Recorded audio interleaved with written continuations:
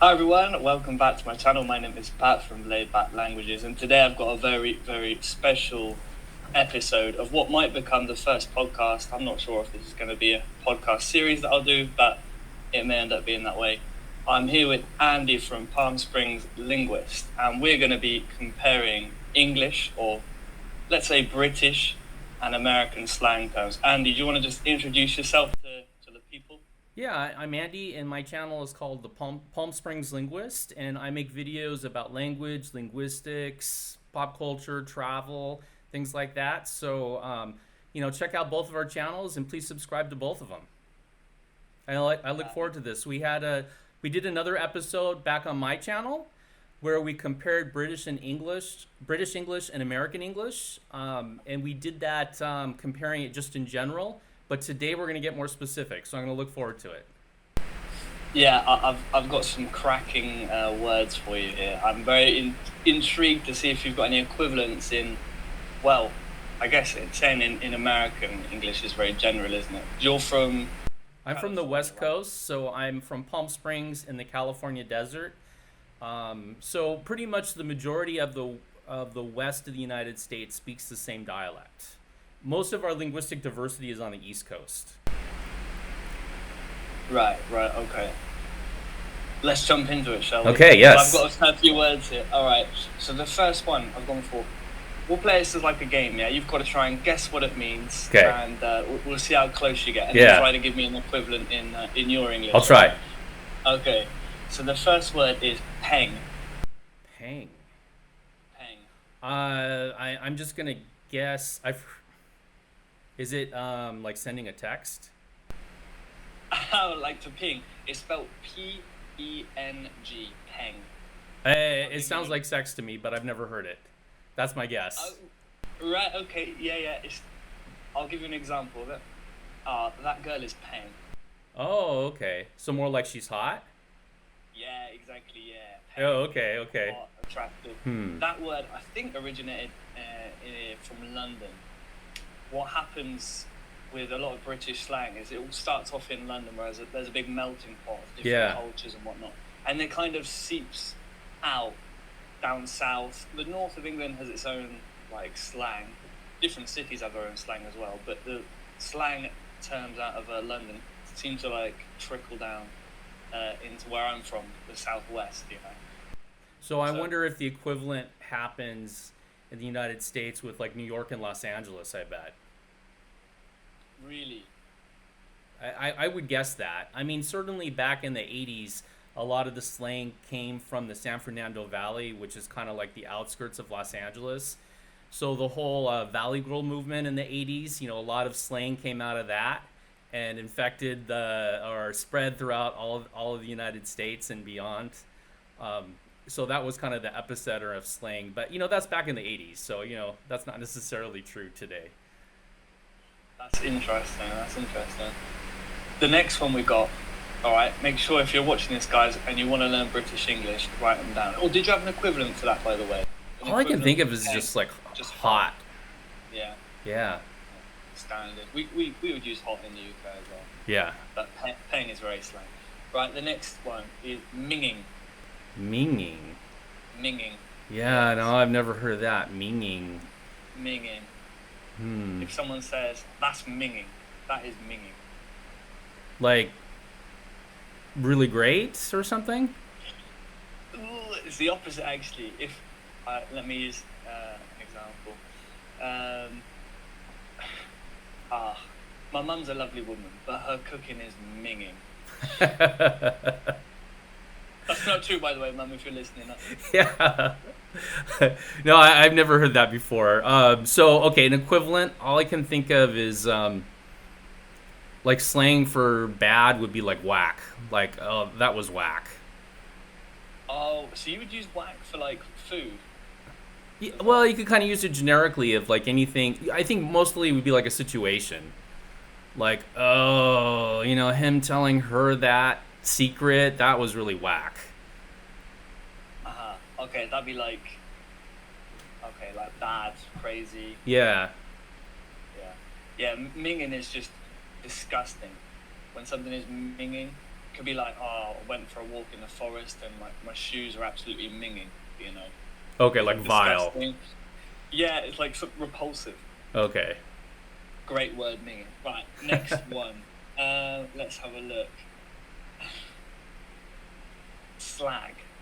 Slag. Yeah. Yeah, these really are British. I've never heard of a single one of them. Yeah. Slag. It's a good one. Slag. Oh. So, yeah. A slag. A slag, so it's a noun. Yeah. Have a guess. What do you think a slag Okay, is? so What is a slag? it sounds like somebody who's not keeping up or not doing their part, or somebody who's like not in with not playing along. That's an interesting guess. Is that from the like Slack? You're thinking? I'm probably influenced by Slack and also influenced by Slug. Ah, yeah. Okay, that's clever. Nah, it's not. It's a little bit rude, this one. So I apologise to any sensitive listeners. Slag is a woman who's very easy. Oh, okay. Shall we say? Yeah. Not paid for it, just someone who's easy. Yeah. It's a slag. You don't have to share what you would say in America if you don't feel comfortable. But it's just a very English word, you know. Okay, the thing that comes to mind, this is not a common thing. This is not necessarily an American thing. This is just very specific. So I used to work at Disneyland, and one of the rides I worked on was Pirates of the Caribbean. And I remember working on the ride, and a woman came dressed up, up to ride the ride, and she's dressed. What was the word you used? Slag. Slag. Okay, so she's dressed like a slag. Okay, so you look at that and you think that she's dressed like a slag, and then in private, one of the other workers turned to me and said, "Oh, she's very harboring Catella."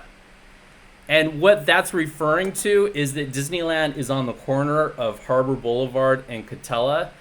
And that used to be, now it's cleaned up, it's nice now, but back in those days, it was really seedy and there were prostitutes there.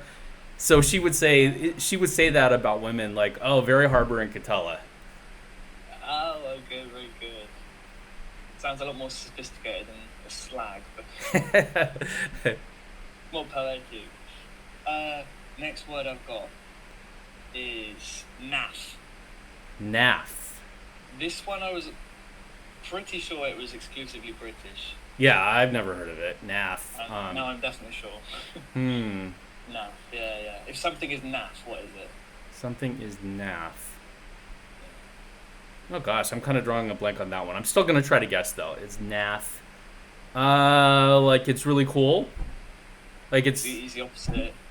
It's the opposite. It's really awful. Yeah, naff. Rubbish. We say as well. What would you say in the States? It's interesting you say rubbish because we understand that word, but we would never say it. We would say trash, garbage, things like that. And you could certainly use that as a term of saying something's bad. Oh, that's trash. Oh, that movie was trash. Like the credits are going up and, you wasted your time. It was totally boring. That was trash. Yeah. That's perfect. That's the exact meaning of naff. Yeah, it's naff. It's rubbish, trash. Yeah, naff. Alright, this one's an easy one. This one I'm sure you'll know, but I'll put it in for my my listeners who are learning English. It's a must-know word. The loo. It's still pretty British, though. I know that only because I've gone to Europe. Okay. Before I went to Europe, I wouldn't have known what the loo is, but I do know that that's the bathroom. Yeah, correct. Yeah. Now, is the loo referring to just the water closet, or is it referring to like the whole bathroom area, or is it just the toilet? What is it referring to exactly? That's a good question. It's the toilet, I think, just because we wouldn't tend to say like, I know in the States you say, where's the bathroom? Yeah. We would say toilet, and the toilet obviously is like in the States the toilet seat, the whole thing that you sit on. That's what the loo is. Yeah. I think that toilet is really interesting. The toilet is really interesting because that was a surprise when I went to Europe. that you would say, where is the toilet, because that sounds so graphic to an American. Like, really, you're going to talk about that part of the bathroom? But I know it's not interpreted that way. No, and it's interesting because for us, I mean, it probably helps saying it with an English accent. The bathroom. Where's the bathroom? For us, that sounds like, oh, right, the bathroom. Like, yeah, that's interesting. So it sounds quite like crass. Would you say? We could say in American English, we could say, "Where's the can?" The can. Oh, Yeah. Really? Yeah. The can.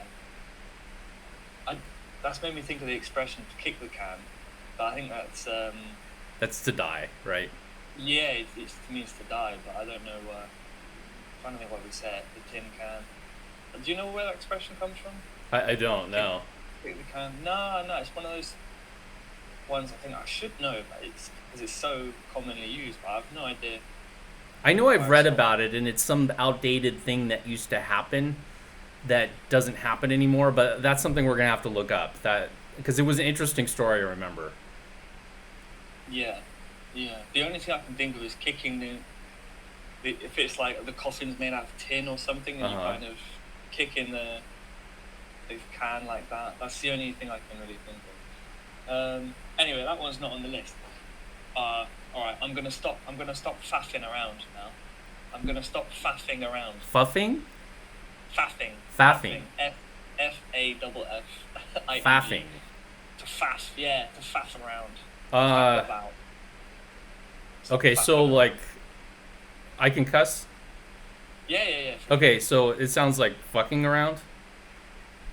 Yeah. In what sense would you mean that? If we're saying somebody's fucking around, like they're wasting time.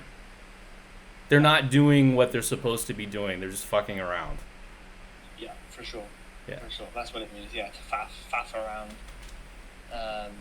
Yeah, not doing something that you maybe should be, not focusing on one thing, just kind of doing one bit of one thing, bit of another. Yeah. Just doing stuff, but you're faffing.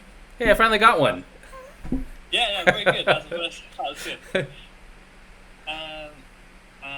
Oh, you got Lou as well. Yeah, I knew that one though. This is another potentially easy one. A brew. The brew.